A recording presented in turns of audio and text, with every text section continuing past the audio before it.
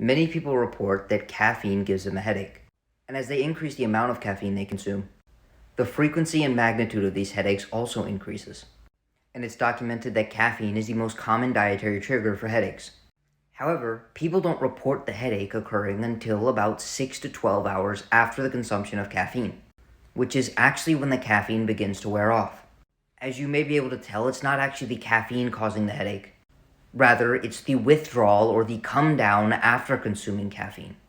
And this is actually validated by the fact that caffeine is actually used as a treatment for migraines.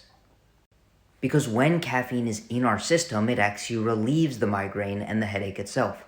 However, the headache occurs when the caffeine wears off and is extremely elevated during times of caffeine withdrawal, in which someone who has been chronically consuming caffeine cuts it out entirely.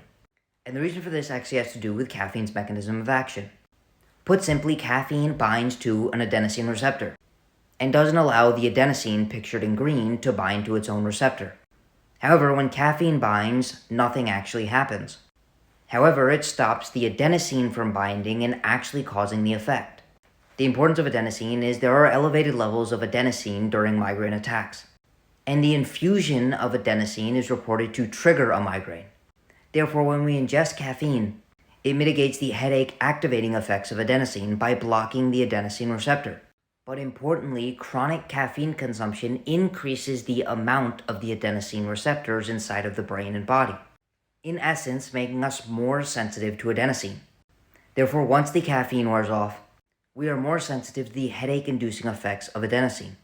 And if we cut out caffeine altogether, we become extremely predisposed to a headache induced by elevated adenosine sensitivity.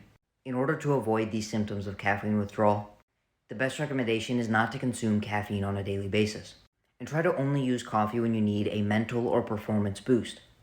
And in days in which you do not need caffeine, trying to remove caffeine altogether or limit yourself to a very low dose, such as the amount of caffeine that you may derive from tea or decaffeinated coffee. With that being said, I hope you found this interesting and maybe can help you prevent caffeine-induced headaches.